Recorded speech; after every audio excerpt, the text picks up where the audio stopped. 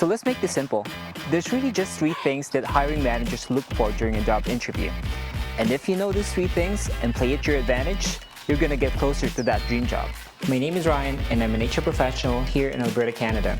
I've recently been invited to speak for a nonprofit here in Edmonton, Alberta, and I was sharing with them what hiring managers or recruiters look for when they're interviewing candidates. So without further ado, let's get into it. You're already there. So the 3 things that we look at, mentioned the core things that we look at as an employer or recruiters or hiring managers. The first thing is, can you do the job, first of all? So if you're applying for a job, can you do the job in terms of what you mentioned in your resume, your experiences? So if it's matching the job that you're applying for, then it's good.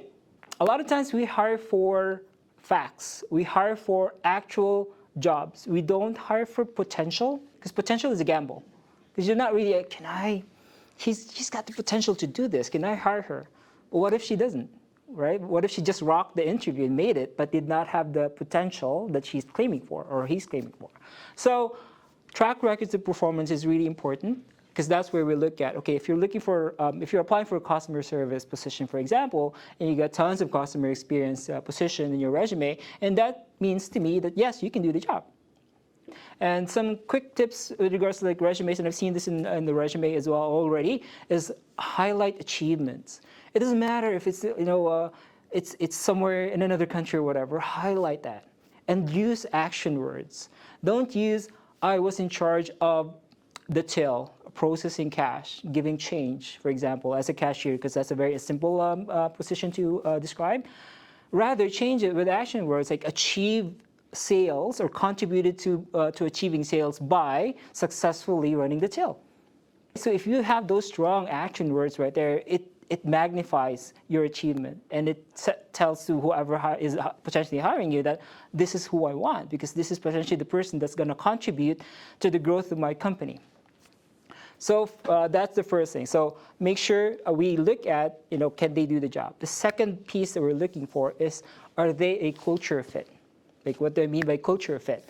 So there's a lot of companies right now, you go to talk about the first impression in the reception, for example, and everybody's friendly, everybody's going around fast-paced, but having fun at the same time. That's their culture.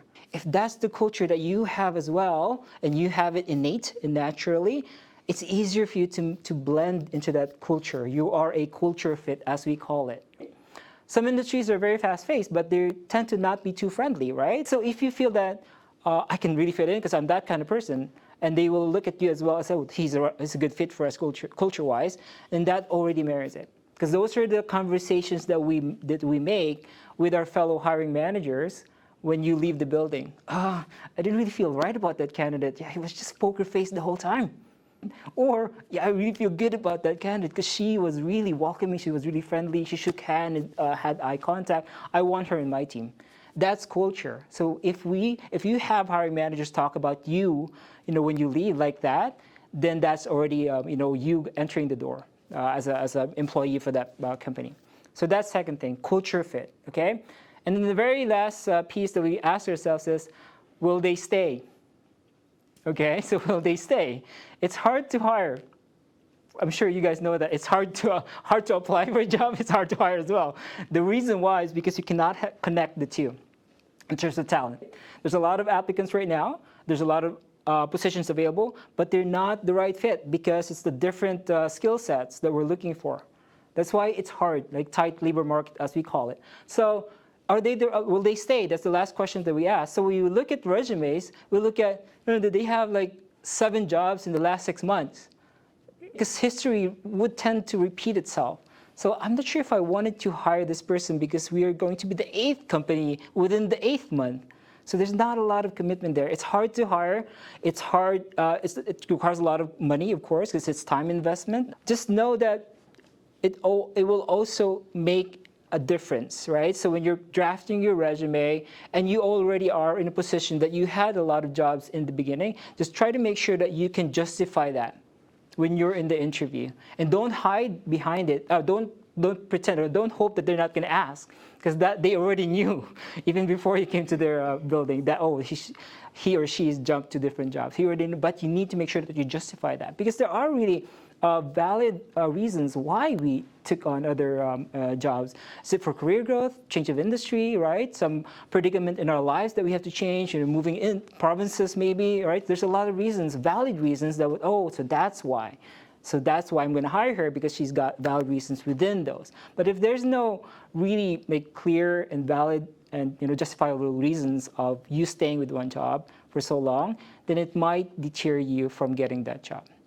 Okay, so 3 things. So talked about make sure that you fit the job or you can do the job. Second is culture fit. And then will they stay? Those are the 3 things that I ask myself, other than the things that I ask, but those are the core questions that we ask as hiring managers. So just knowing those 3 things, can you do the job? Are you a culture fit? And will you stay? Can definitely up your game on your next job interview. This is actually very helpful for new immigrants and students as well. I know when I came here to Canada and I was going through job interviews, it was a bit challenging because I really didn't know what to expect. I came across as somebody that's a little bit all over the place and just not structured at all. So knowing this information will definitely help you with your next job interview. So if you like this video, please don't forget to hit the like button. It really helps YouTube algorithm and AI to share this video to other individuals that probably might need it as well. And also don't forget to subscribe to my channel. Every week I release videos that elevate people's career, their wealth, and their lifestyle. Again, thank you so much for watching this video, and I will see you on the next one.